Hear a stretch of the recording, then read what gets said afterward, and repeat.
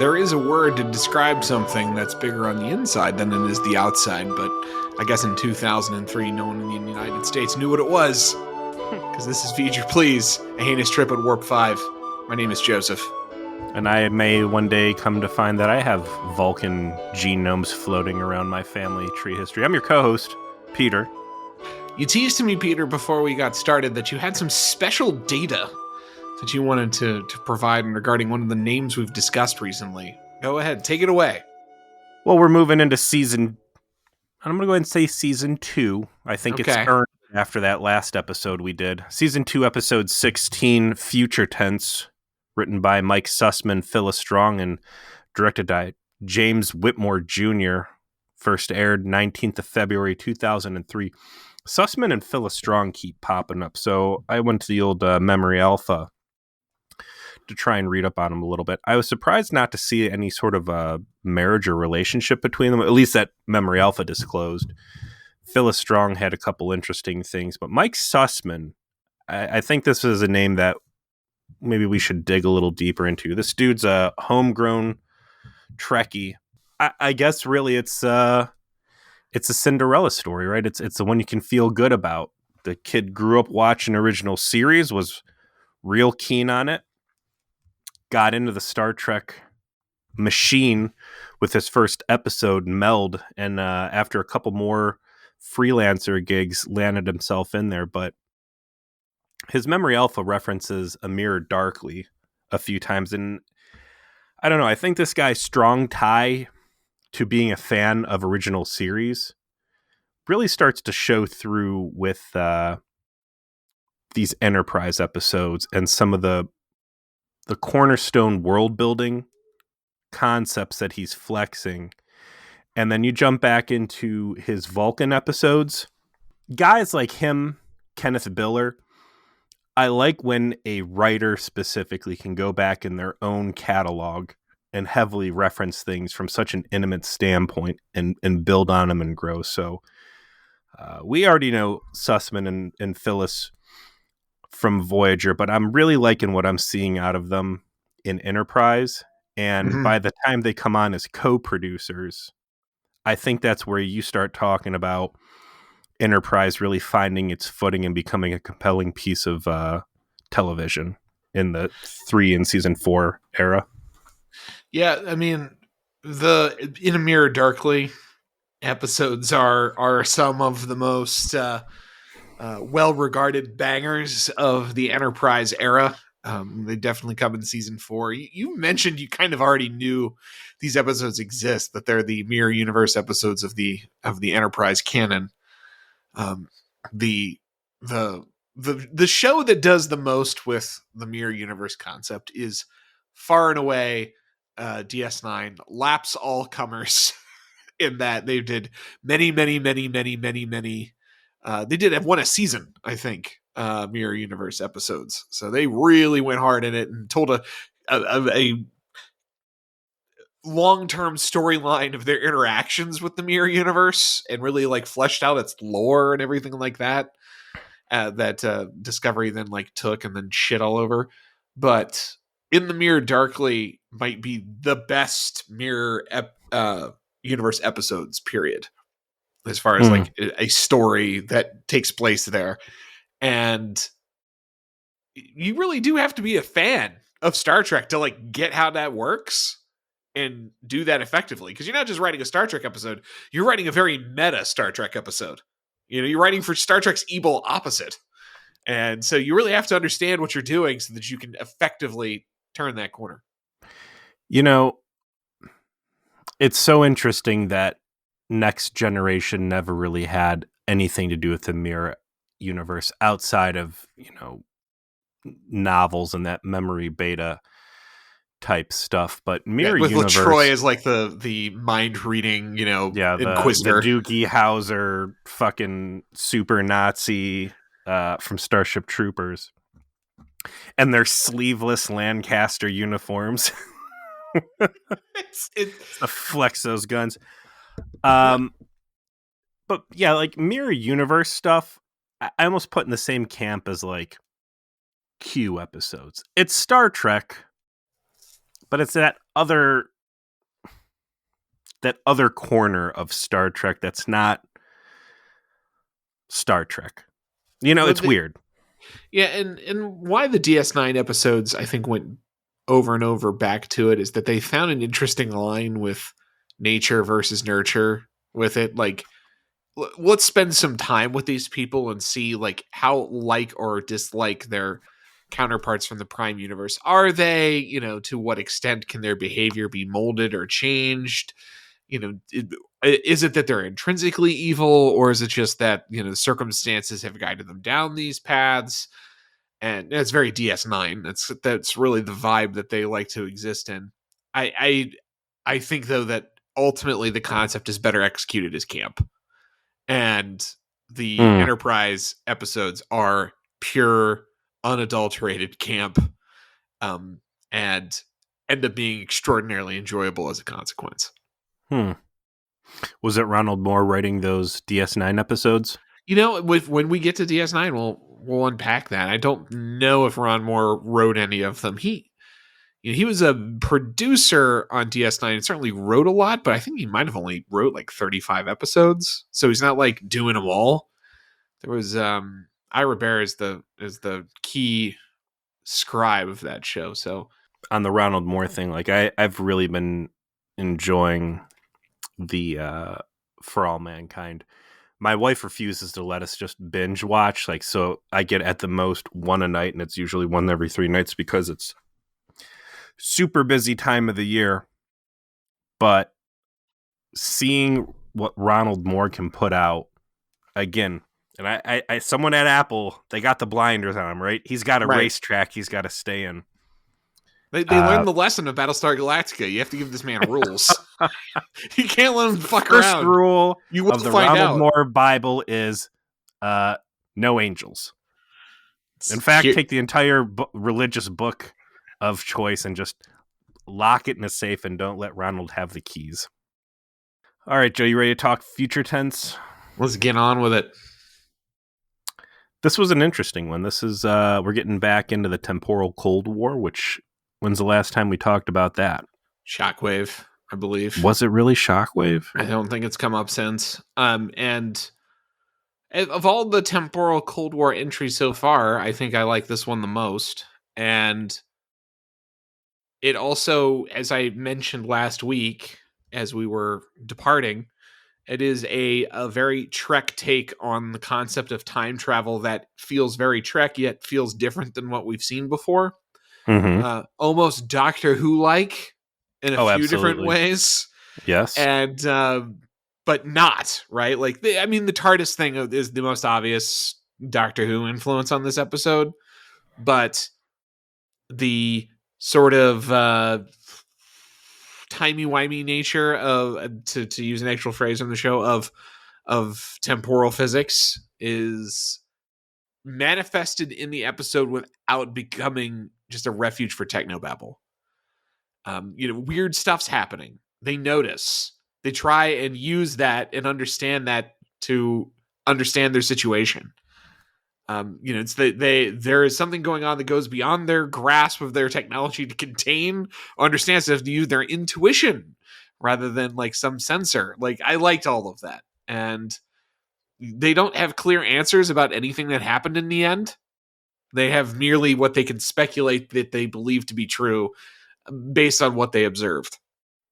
Jumping to the end of the episode, and this Mike Sussman guy directly, there's an interview where he alludes he didn't get his way with the script. He wanted basically that end of the episode explanation, and they don't really say why he didn't get that, but I will agree with whoever's choice it was to exclude that, to leave the question marks at the end and leave you guessing. And I don't like, as we've discussed, that so much of Enterprise is less about Enterprise and the actions of its crew and more about outside actors forcing Enterprise through hoops. I think that was a bad storytelling vehicle to introduce for something that should have been so rich in story and opportunity and whatever, which, as we know, unfortunately, the temporal cult lore was just not the right choice for what they wanted to do here. Like, there is something that is marionetting you, through your early journeys into space, and you're part of something like bigger. It's like, no, don't. Why'd you do this? We, the audience, know this is the beginning of a journey. That's enough, right? Like, we are aware that this builds into what we've seen before. You didn't have to make the story, make the characters in the story aware of that as well. The neat part was that they weren't. But for this single installment, leaving everybody in the dark, I think, was the right storytelling call. Yeah, it allowed them all, just to finish the thought before we jump into the details. It allows the characters to actually demonstrate their ability to understand what's going on around them without, like, Crewman Daniel suddenly showing up and hand-holding them through it. Like, they had to figure it out, and they did. Neat. We open up in the dark. Enterprise zipping along, and they come across I don't know, it looks like a screwdriver bit floating through space. Yep. It looks honestly like an escape pod. If you had to really pin it on there. Absolutely. It looks like an escape pod. They pull it in. Which just curious, because they're like, it's weird. We can't scan it. It doesn't seem like it's doing too hot. And then Archer's like, put it in Shuttle Bay 2. I'm sorry, Launch Bay 2. Which shuttle pod was destroyed? Neither. Oh, shuttle pods have never been destroyed. They just get recovered off screen. The one that fucking just crash landed back on the Andorian Vulcan Civil War, that thing got shot down and was in pieces all over the place. No, they said explicitly it stayed intact. That's why they were able to emerge from it, and open the door and everything. That is some bullshit. That thing was fucked. Dude, they overcorrected so hard for the whole shuttlecraft Voyager thing because it got pointed out so often by fans and was even in Star Trek magazine that they have gone out of their way to never destroy Enterprise's shuttles because they're maintaining the continuity that Enterprise would have no way of replacing them. Are these things made out of Legos and they can just press them back together? They went from one extreme to the other. I'm not saying either is good. I'm merely explaining what happened. The hull's been ruptured. What engineering feat can we use to keep spackle mashed potatoes?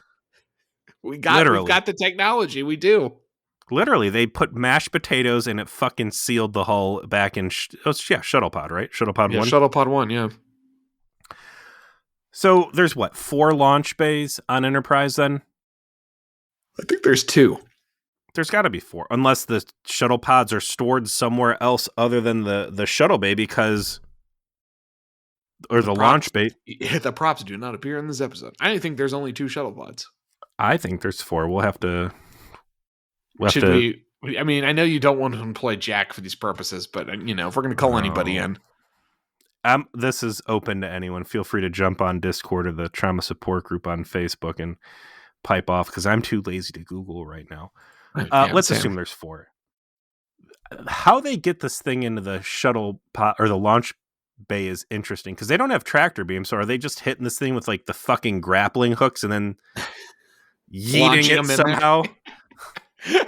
It's using physics. It's like, okay, you give it a little juice, and there you go. They hit it with the grappling hooks, and then they begin barrel rolling and create. Centrifugal force exists in space, obviously, right? That's how 2001 space. So they get this thing going, and they slowly retract the cable until they can finally just wing this thing in there. It's landed perfectly in the shuttle pod or shuttle bay, whatever, on these weird pylons. Landing gear aside, it looks pretty cool. They did a nice job battle damaging it and making it look truly out of place for this timeline. They crack it open after Reed grabs a gun to shoot off a panel, open it up, and Archer jumps right in. That whole sequence, I got half a page of notes off this beginning on its own, right? I'm willing to cut Enterprise crew a lot of slack season 1, Space Reefer Madness. Mm-hmm. Sure, you're just too excited. You jump the gun. You go down on the surface with your dog, and before you know it, everybody's hallucinating and your first officer's shooting your chief engineer. Your first day on the job.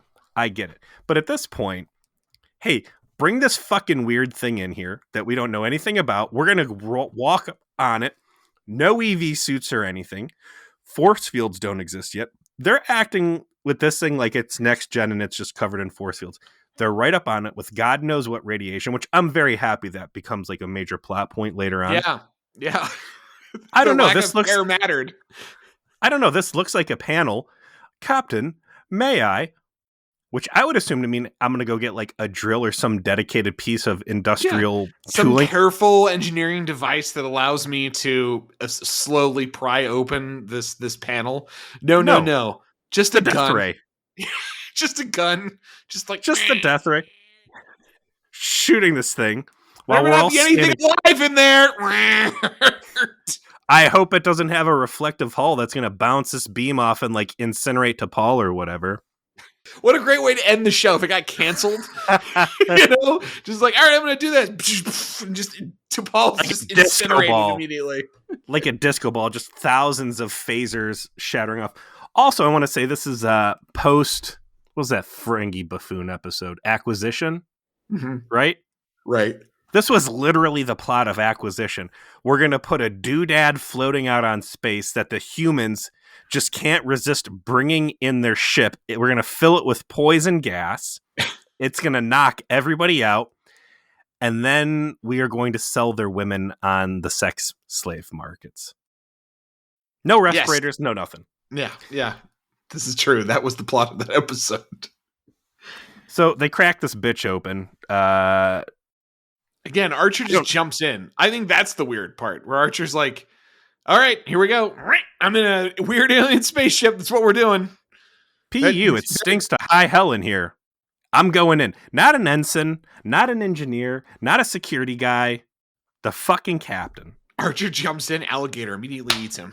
It's like playing Frogger. He just gets hit by a bus while he's in there. Like, okay, that's a bad idea. There's these nuclear missiles. Do we ever talk about the nuclear missile silos, the old Titan launch facilities? No. What does this have to do with this? Poison gas pockets. So there's all these old 60s, 70s eras inner ICBM launch sites all over the Midwest, right? Mm-hmm. Yeah, no, I know about that.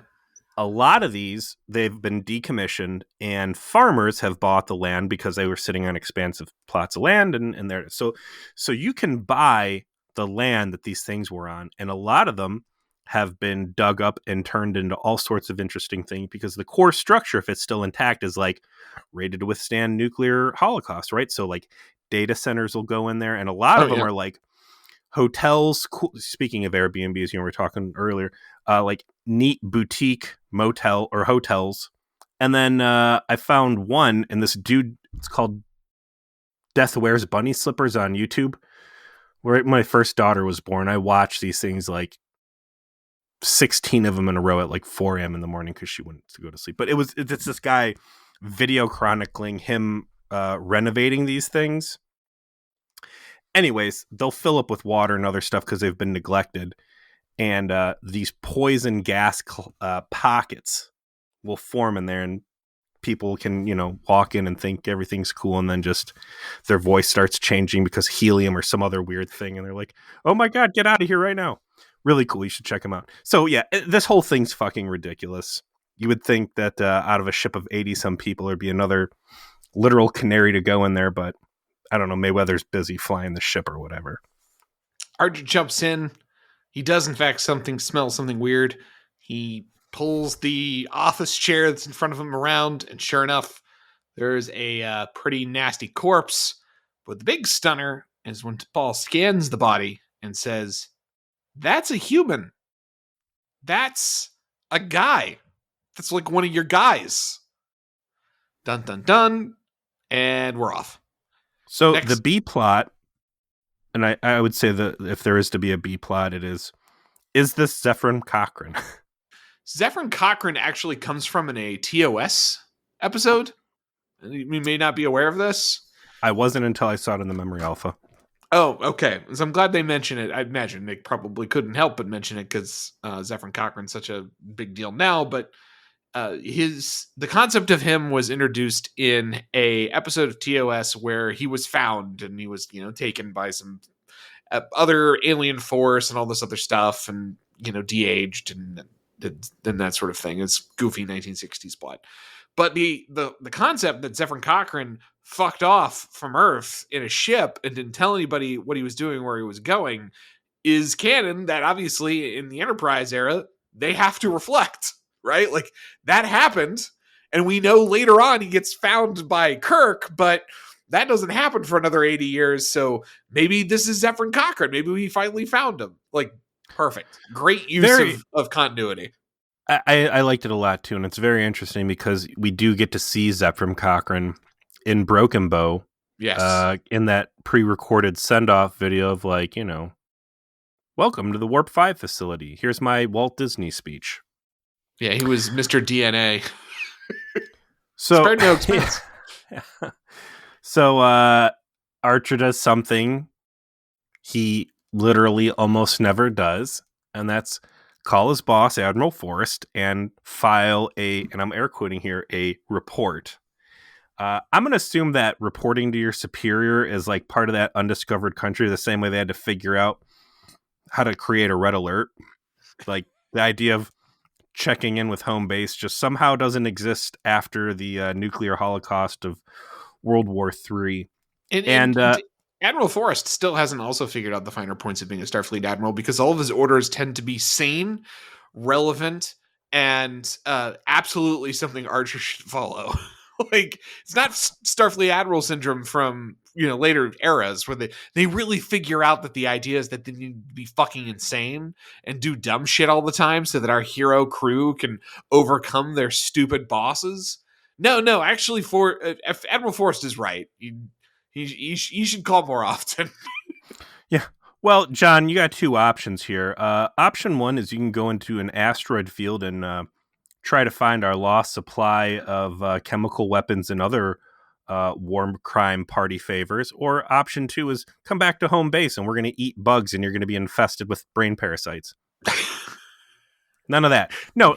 So he's the one who goes, yeah, wow, this might be Zephyr Cochrane.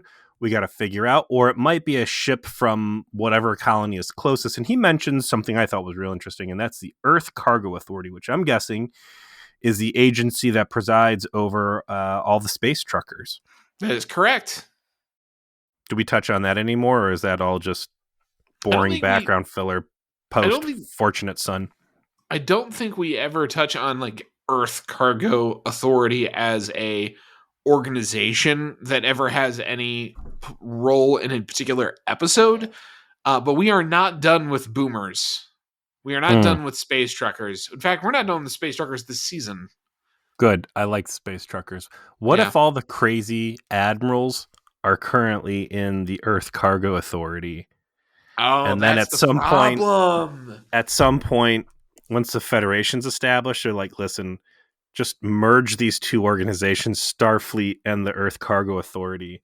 And that's where crazy admiral syndrome comes from, because it's a bunch of dudes that spend like all this time in space with like 15 other dudes. They're super inbred. Crank. Yeah. That's it. It comes from the inbreeding from the Earth Cargo Authority years. That's where all the moonshine. Oh, absolutely. That's it. We've cracked the code. But they also point out, like, either this guy is Zephyr Cochrane or you have a bigger mystery on your hands, because this should be impossible. Phlox says, yeah, this guy is human. I will do a DNA test to tell you more, but he's definitely a human. And they're like, there's no way that there's anyone close enough that they could have gotten a ship out this far. So unless Zephyr Cochrane cooked up some real special sauce in this thing, this might have more questions than answers. And they are after that is when Trip and Reed are investigating the shuttle further, when they find both the organic circuits, like this, which are nasty, and then a convenient hatch. that when we get to our TARDIS part of the episode. When they pry the first plate off and it's just blue goo slung around some drain looking thing, my first thought is like, so is this what the chemical toilet on an escape pod is? Like, you guys need to, just the complete lack of common sense and decorum and just couth. Like that's where the poops go, dude. And you guys are playing around in there. There needs to be an episode that establishes Reed, and it can't because he's groomed in Silent Enemy or whatever. Like, I come from this long tradition of soldier officers. Had he been like a Wesley Crusher science whiz kid that for whatever reason decided to go tactical, I'd buy it. But him and Trip being the primary science engineer geniuses is such a bad fit. Like this, the Geordie Data pairing, right? Right. Give me Trip and T'Pol. You're already trying to groom him as like boyfriend, girlfriend. I do not buy Reed as a intellectual authority on Enterprise. Is Reed specifically? Yeah, he's Worf, right? He's supposed to be Worf. You wouldn't send Worf on your science missions. You send Worf on missions where someone's going to beat some ass. And for better or for worse, maybe Reed doesn't have the physicality you need to even pull that down, but that's what he's supposed to be doing. And T'Pol is the science officer, like explicitly stated. So if you're doing a mission of discovery, she should probably be there with your chief engineer. Those are the two that should be doing it. And she's not really necessary on the bridge for like the stuff that they end up doing. She's just floating between the two, stations and doing two jobs. But I agree with you. This needed to be Trip and T'Pol, and this needed to be Trip and T'Pol. They rip off the bioneural circuit thing. It looks like something from Aliens. The emergency potty, yes. Yes. And then they figure out there's a hatch. They open it. And that's when they notice, a ladder going down. Way down. So far down, they drop a WMD. By that, I mean a space pipe down to see how far it goes. And when they get the way into the distance, and they're like, this is weird. This isn't supposed to be. What is going on? Well, let's go. The SCP website, Secure, Contain, Protect. Have you fucked with that at all yet? I've never fucked with it, but I certainly am aware of it and have read some of it. I love it.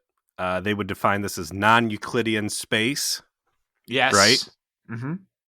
Fucking awesome. When they saw that multi-story ladder, I was like, oh fuck yeah, now we're doing some cool fringe sci-fi stuff there. Yeah. And speaking of SCP, you ever play Control? I own it, like I own many Steam games, yet I have never touched it. It's SCP the game. I don't know how else to describe it. It is absolutely what if Remedy decided to make a Max Payne third-person shooter with the concept being you are in the SCP headquarters and some real wild shit's happening and you gotta sort it out. Well, it's supposed to play real well on the Steam Deck, so I'll get around to it once my kids give me some peace. Fantastic game, extremely worth your time. But this is where things go off the rails for Reed and Trip, because first of all, they both should be like, wow, am I going crazy? Like, this should be impossible. We've been working in this weird craft without any sort of like air filtration equipment or biohazard suits. Like, are we space madness again? That's bullet point A. And then Trip's decision, I'm just going to go down this bitch. I'm going to get real Florida man on this, which 50%, yeah, he's Florida man. Other 50%, like, you've discovered what could very well be a portal to hell. Like, you've no idea where this is going. You have dropped a pipe down That's all the investigating you've done before you decide to tally ho. There's being Florida Man, and then there's being Florida Man on meth. You've eaten all of the bath salts. And Reed, who's, the buy the book guy, like both of them being, yeah, let's go check this out without telling anybody else. Let's be two little Timmies and fall down the well with no Lassie around to go tell anyone else. Like, I mean, at no point did they be like, trip to the bridge. Trip to the bridge.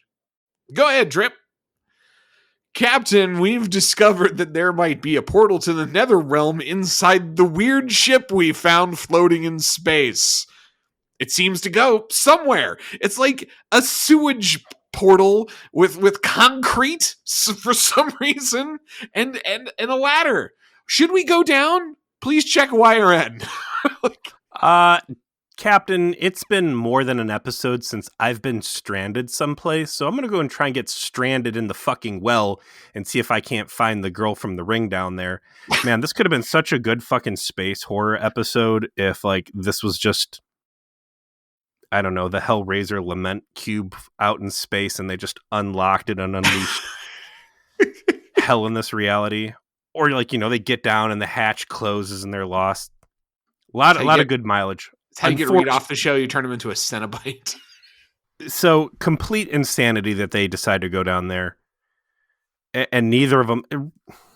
Reed just gets pulled along on these zany adventures. The last time it happened was at the Death Stop truck stop. That's true. Like, let's solid snake through the vents. Let's do it. Yeah, the last time we did this, I got what could have very easily been beamed off into space. Realistically, yeah, why didn't they just... Oh, because they had to fake Mayweather's death.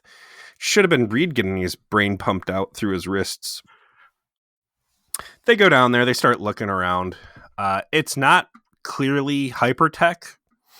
Yeah, it seems alien.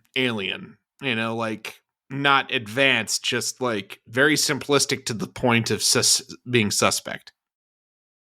Yes, it's very alien on a budget. While this is happening, the Enterprise is visited by some old friends, specifically some Suliban, some green-skinned acrobatic weirdos who are apparently in a cargo ship. They claim that they have salvage rights on the vessel. Archer's like, fuck off. There was a human in it, so we're saying it's ours. And they decide to beef and start a fight. For once, Enterprise actually manages to fend off an attacker effectively with phase cannons, something I don't think we've seen them do very often. Well, the phase cannons fucked up the spider people, or whatever those Mars Attacks guys were, remember? Yeah, after they supercharged them to be like 200% of normal capacity. It was not street legal. So, Suliban refresher course. There's the Suliban refugees, because their homeworld was destroyed, right? Correct. Suliban as a race, yes. And then the temporal mercenary genetic engineer addicts, what were they called? The Kal-El? The Cabal. Cabal. Mm-hmm. These guys, are they clearly Cabal? Well, yeah, they have the green skin and have the weirdo abilities, right? Like the Suliban that we met in the prison camp with Grot didn't have any like superpowers, right? Like there was I know the superpowers, but like there is a skin color difference between them then?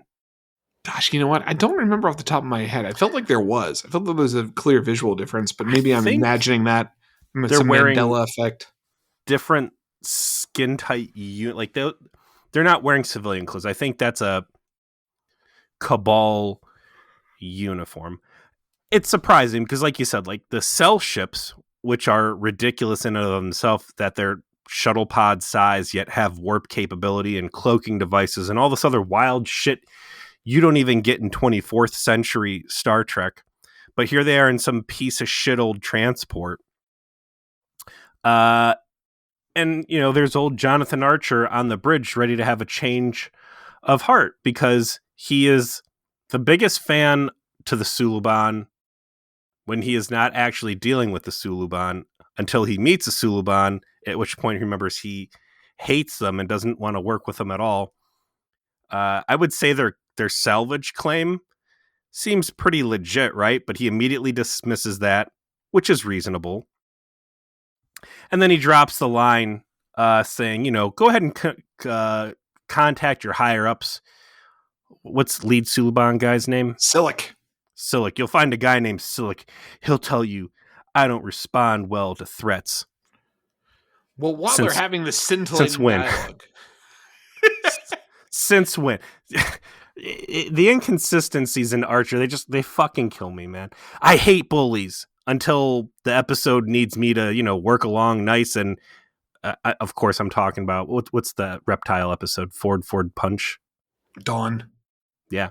Unless, they fire and maybe kill my best friend, and then I'm willing to work along fine. Ugh.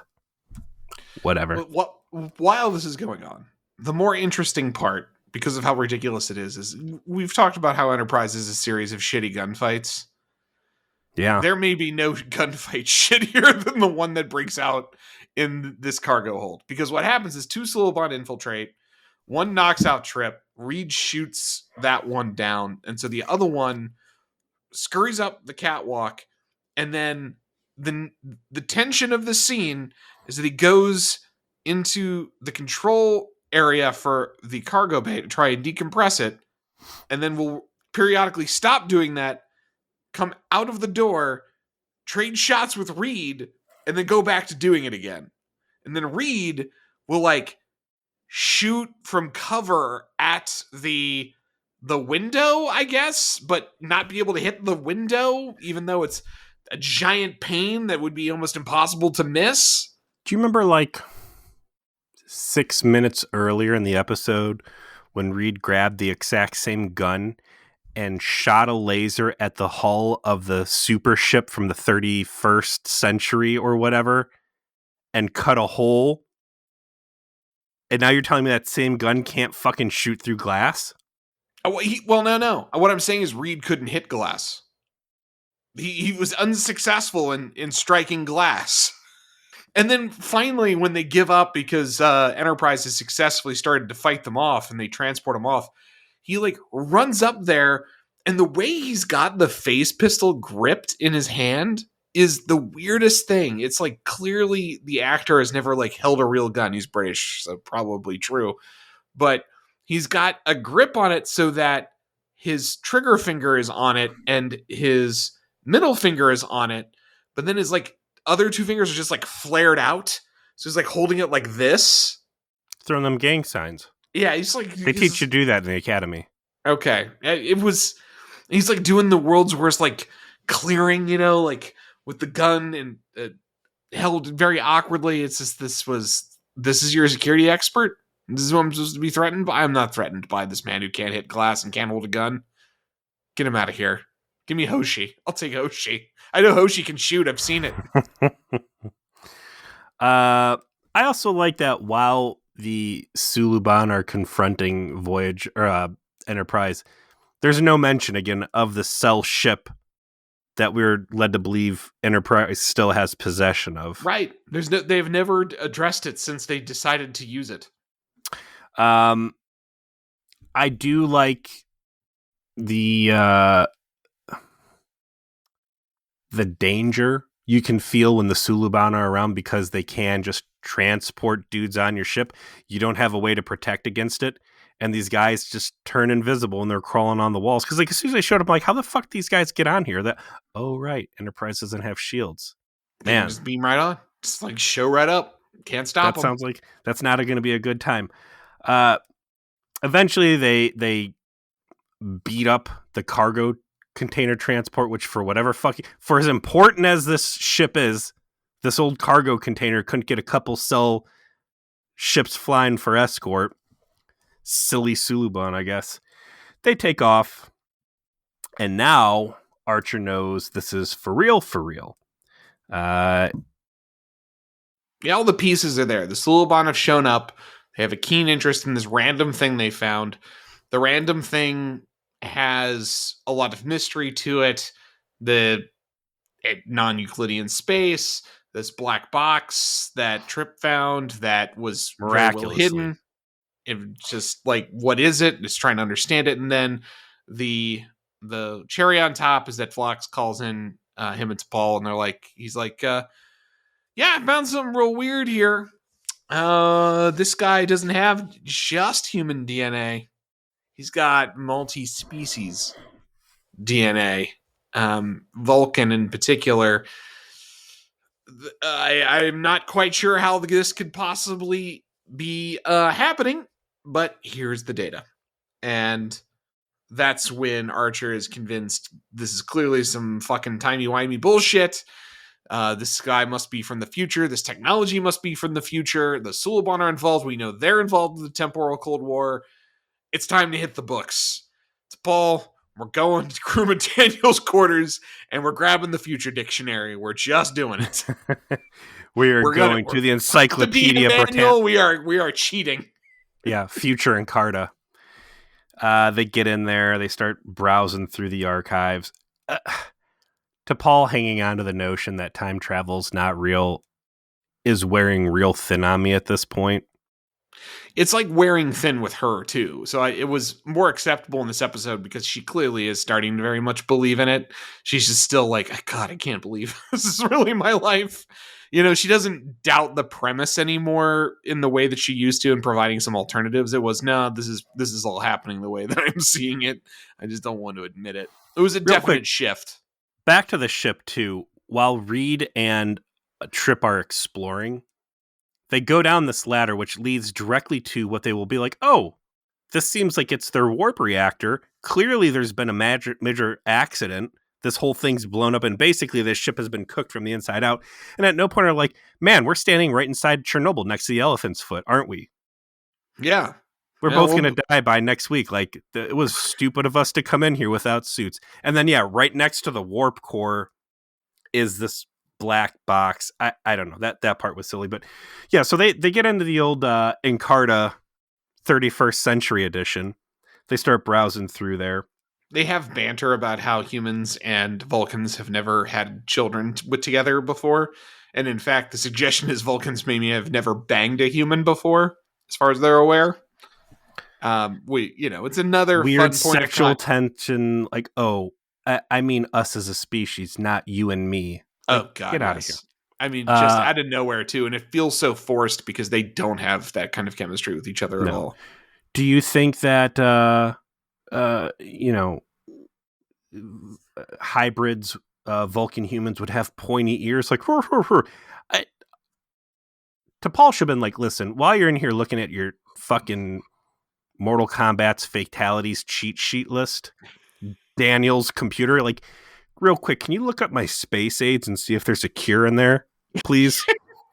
I know we made some progress a few weeks ago, but I would like to not have space aids if there's a cure. Forgot that we have this almanacs from Back to the Future 2. Can you please get me some shit I can use here? Also, I would have liked a line in there because Archer's like, we're just going to keep it between us. We only look at this when we only look at the script when we really, really have to. I want her to be sitting next to him and look and say, does Admiral Forrest know you have this? You've got this thing. Does he know? Does he know you have unlocked the secrets of the future going forward a millennium? Does he know this? Intrepid class starships there.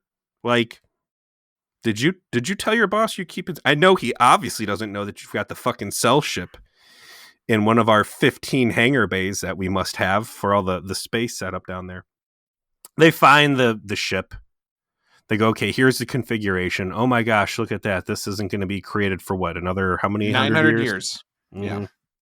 Yeah. It is from the future. Congratulations. So while they're having this revelation, Hoshi calls down and says, we got more problems. There's another alien showing up. And it's not just any alien. What we find out is the next vessel on the list of people who are interested in this thing is a Tholian vessel. We're talking about another shout out from the 60s. The Tholians were the famous Tholian web species that are the crystalline entities that have to exist in super hot temperatures.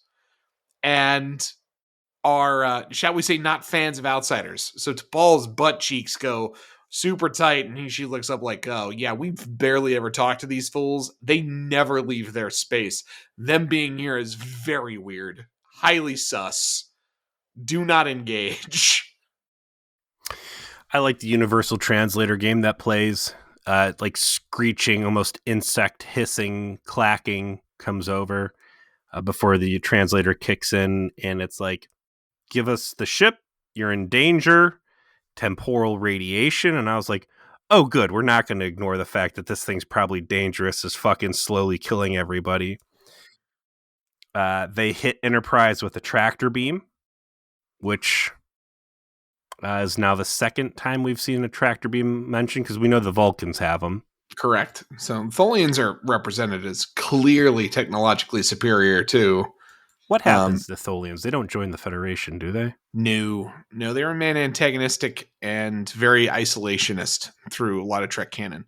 But like the Tholians are portrayed as so badass, they not only just immediately clown the NX-01, they immediately clown the Vulcans. Yeah, that's cool. I'm just wondering how the Tholians would hold up to the Borg in 24th. So there was a book, of course, that had them confront each other, and the Borg clowned them, but couldn't assimilate them. That was the thing. Like they were technologically superior to them, but he couldn't assimilate. They're not humanoid. We want to assimilate you, but we can't. Unlike the Kazon, who we don't want to assimilate. So we don't. Like that puts the Tholian and the Kazon in a very exclusive club of non-assimilatable, but for wildly different reasons. They hit him with the tractor beam. They go, listen, give us this thing. And then Archer goes, well, I'm going to blow it up. Because I've unlocked the Janeway maneuver, and now I've been seduced by the dark side. So my response to any time I don't like something is, I'm going to blow it up. And they release a tractor beam, and then they fuck off because, much like the Romulans, they're bad guys, but they're not that bad of guys. At this point, Archer's touched base with Admiral Forrest, and the plan is going to be to run this thing over to a real starship.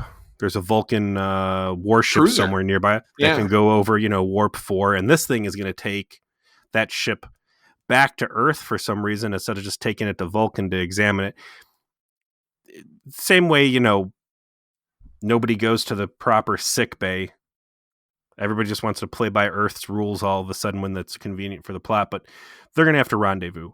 And this is where T'Pol starts laying on this guilt trip of, we shouldn't be fucking with this, and we are needlessly putting ourselves in danger. And there's a lot of times that Chakotay used to hit Janeway with this type of talk, and where I always backed up Chakotay because I felt it was like the common sense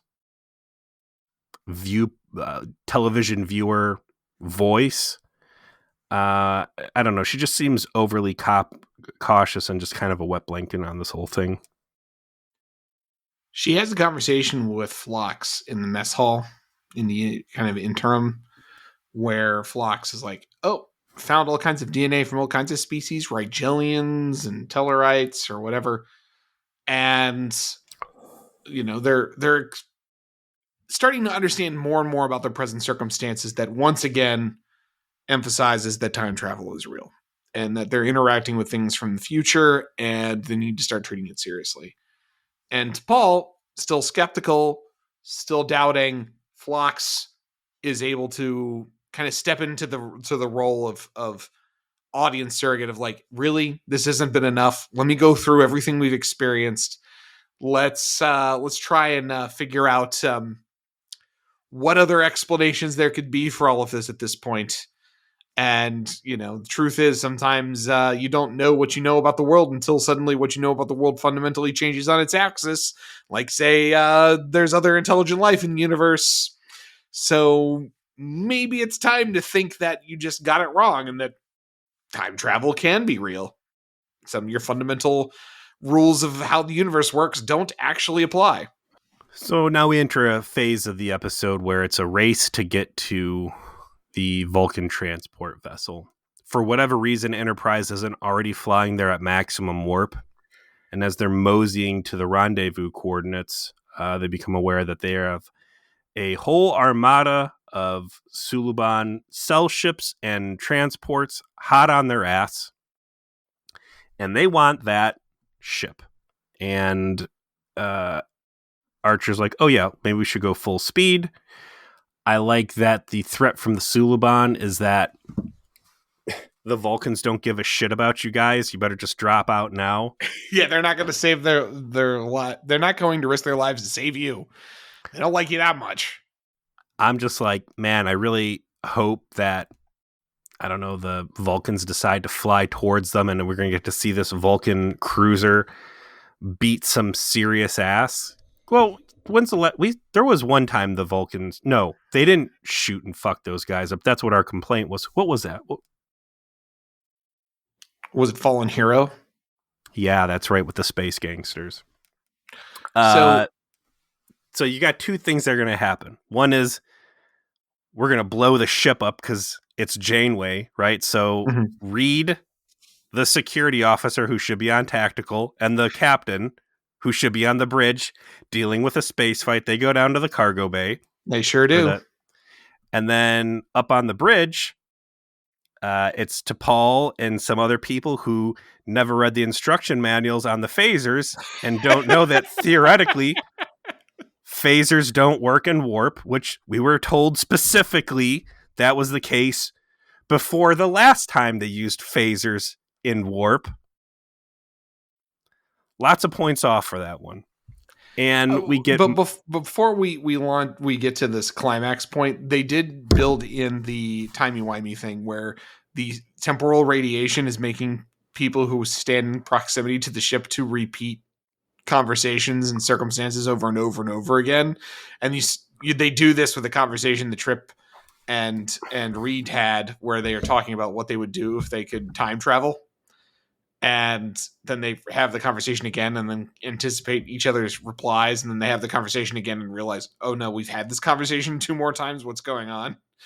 And I love that they were smart enough to be just like, let's just leave and tell people about what's happening. Like, yeah, we had a really weird experience. I think maybe the temporal radiation thing those Tholians mentioned might actually be happening. And if you stand too close to this fucking thing, you're just going to keep doing the same shit over and over and over again and not perceive that had happened. I love temporal loops.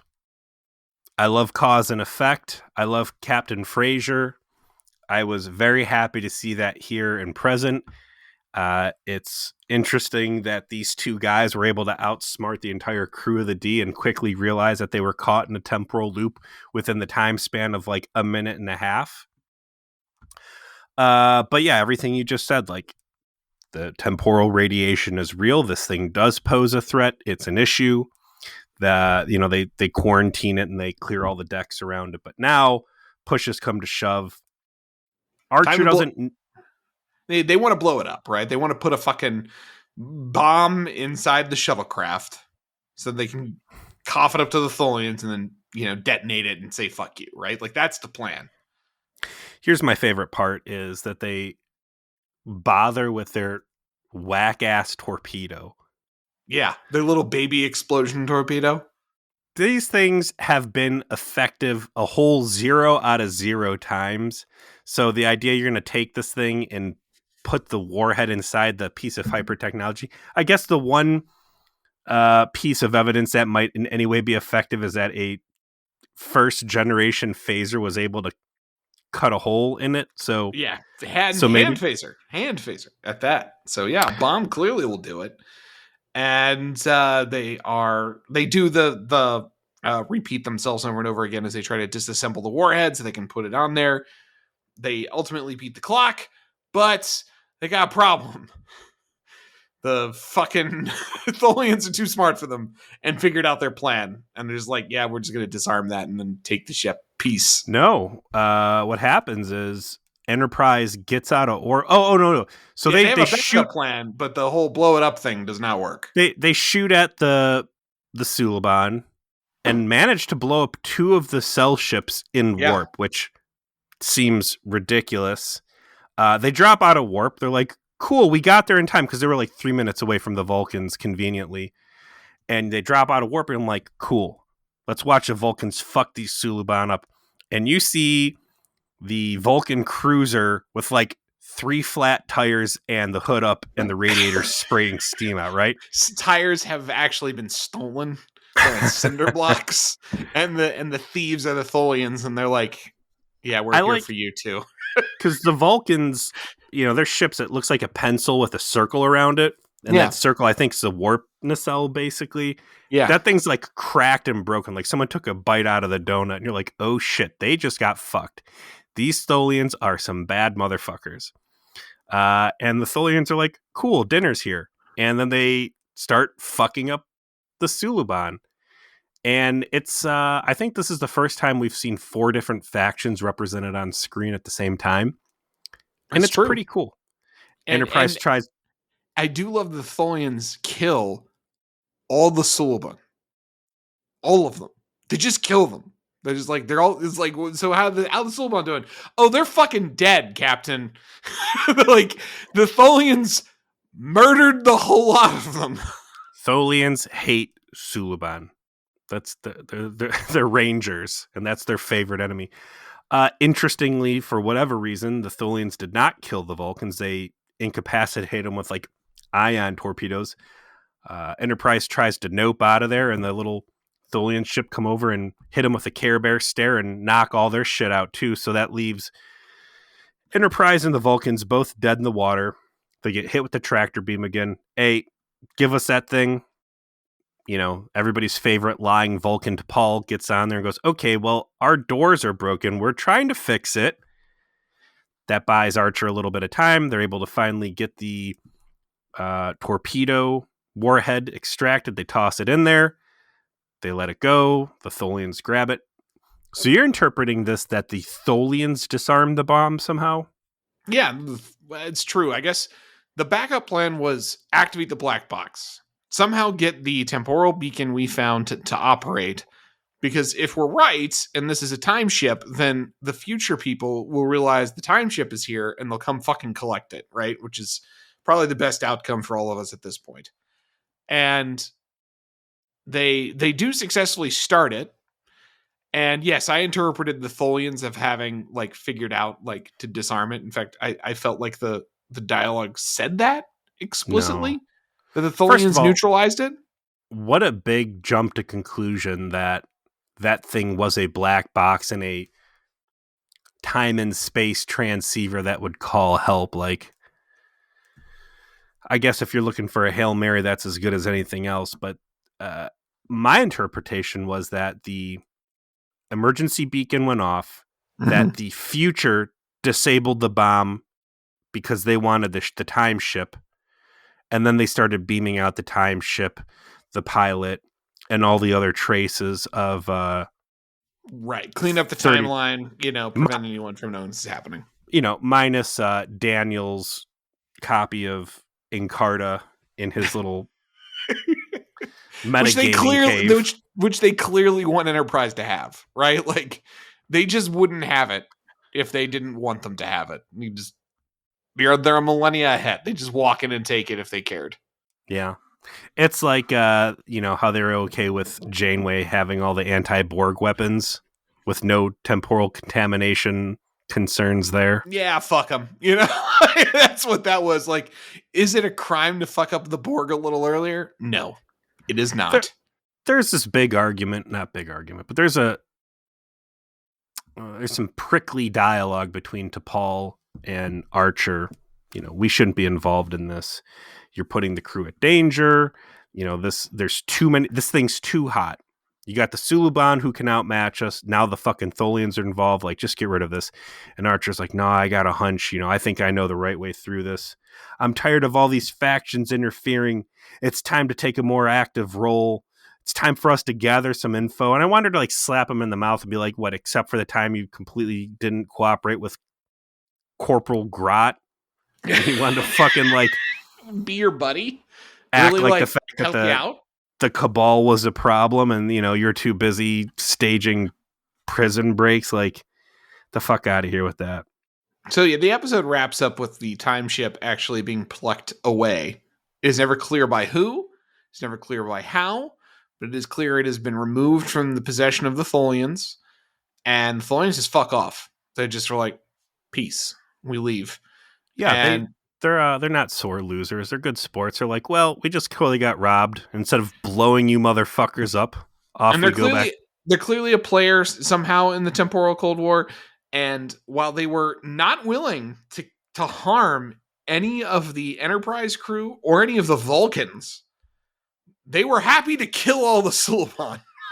So interesting dynamic. There's a dinner scene where, Archer explains using temporal physics, like, well, once they knew their ship was missing, they could return to any point in the timeline it was missing and remove it from the equation. So the fact that it only took a minute and then after you activate it for everything to just disappear seems correct, because they could just do that. That's their time travelers. That's literally their power. And T'Pol admits, okay, maybe time travel's real, and Archer's like, well, how about we bang? And flirts with her in that way, and T'Pol's like, I'd rather believe in time travel, and then leaves. And that's really the end of the episode. Like you said, not a lot of answers. Good. I like the ambiguity. I liked the temporal radiation scenes. I liked the idea of there's this thing from the future. It is so alien as if to be like on a different plane of existence. It doesn't have any kind of visible technology, and they've got to piece things together the best they can to figure out what situation they're in. They've got the Suliban who they know, they've got the Tholians who they don't. There's shit going on that they just can't quite perceive, and they have to end the episode like, well, I guess this was the best case scenario for what we wound up in, but we're obviously still party to a conflict we know very little about, and we need to change that to the best of our ability. This could have been such a good Outer Limits Twilight Zone episode. Yeah, could have. It's got that feel to it, yeah. Black Mirror, and if you were willing to like really indulge space madness and space horror once they started going into the super alien ship. Did you watch Cloverfield Paradox? Is that the one with the ship, the alien that invades New York? No. That was Cloverfield. Yeah, the Cloverfield Paradox is the one with the space station. Right, and the guy ends up in the wall. Yeah, I never did watch that. It was a Super Bowl commercial for it, and I was tempted, but a lot of people told me, is it really good? I would say kind of like definitely a cash in on like the idea of Cloverfield, because it had really nothing to do with like the first movie. It's an adjacent storyline, but it works well. I would say, as far as like fringy kind of sci-fi horror goes, it's definitely worth it. But I think, they could have done some really cool stuff if that was a direction that they would have been willing to go. And, there's been a couple times in Enterprise where it's been some horror elements, or they've tried to do like scarier things. And I think this would have been a great one for it, especially since by the end, there's no real answers. And you could have just chalked it up and said, hey, space is scary and we're going to come across this stuff and it's not going to be the most fun. But let's see if the next place we go is going to be more fun. And that's going to be season 2, episode 17, Canamar. Archer and Tucker are mistakenly arrested and placed in a prison ship bound for the infamous penal colony of Calamar. Wow, this is like Desert Crossing shoot. I don't know. Is Archer going to try and bang Trip? Are we going to get all of our tropes into this? Listen, I'm down for a good prison break. This was a solid Voyager tradition, and I'm happy to pick it back up with our Enterprise friends now that they're actually putting out some things into the universe that are at least B- or better. Like we had some solid hits. We had a really good episode. We have, I would consider what we just watched to be above average. Good. Yeah. So let's do a prison break. Let's see what we got here. I don't remember this one really at all. Space Texans we're going to be up against. Well, thanks for listening to Feature Please, everybody, and we will see you next week.